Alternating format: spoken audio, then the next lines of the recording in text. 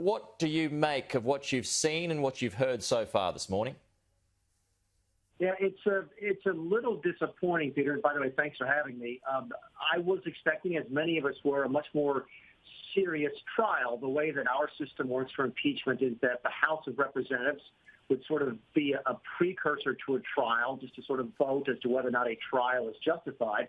And then the Senate would actually conduct a trial with the senators as the jurors, so to speak. And then you would expect there to be evidence presented. It looks like that is not going to happen. It looks like the prosecution will focus mostly on politics and not on what actually happened that day. The die for that was set when the House of Representatives only sought to charge Donald Trump with incitement to riot, which means that only really things up to the riot are going to be relevant. So it looks like instead of a full-blown trial, there'll be no witnesses, for example. We'll end up with a bunch of political arguments on both sides. There'll be a vote late this week, maybe this weekend, and Donald Trump will be acquitted the second time. Any chance of a conviction, Mick?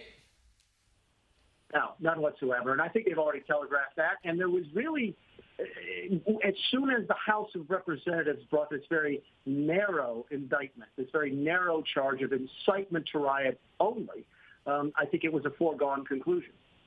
You have been involved already this morning. Your tweet has been played. I'm sure you're aware of it so far. Your tweet being, the president's tweet is not enough.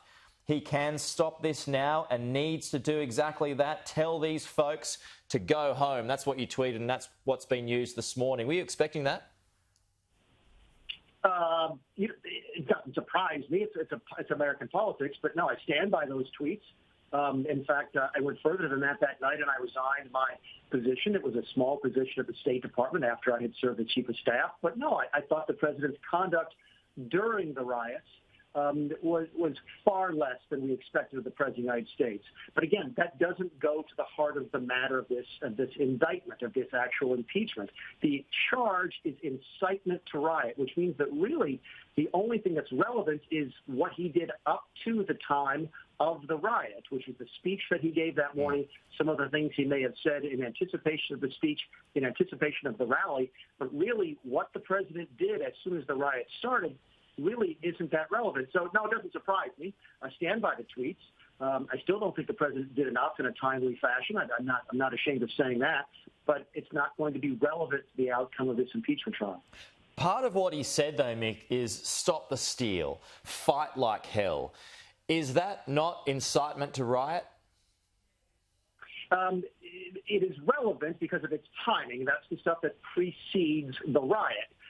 That, however, is the argument is going to be today that it's either First Amendment protected speech, or that even if it's stuff that might lead people to riot, you wouldn't reasonably expect that to happen. Keep in mind, unfortunately, we have a tremendous experience, especially recently in this country, very high and fiery rhetoric.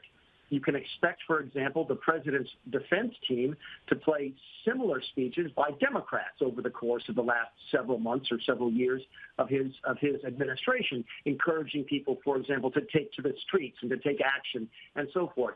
That rhetoric under our system doesn't usually rise by itself to incitement to riot. So, while it certainly will be something that the Democrat prosecution tries to point out today, it's probably never going to rise to the level of inciting to riot. We just heard from Congressman Joe Neguse, and he says that basically what Donald Trump had said inflamed insurrection, and what it's meant, if he is not punished, then Donald Trump can simply walk away from it. So does there not need to be some kind of punishment to make sure that this doesn't happen again?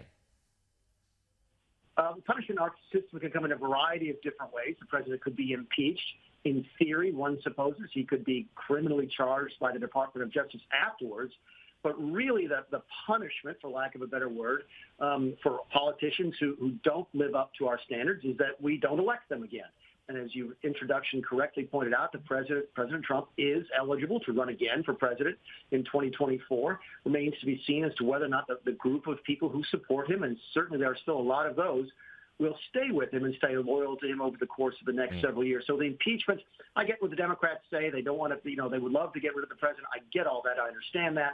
Again, that's not going to happen. The real test is going to be whether or not Donald Trump's public popularity remains over the course of the next several years. Does he run again?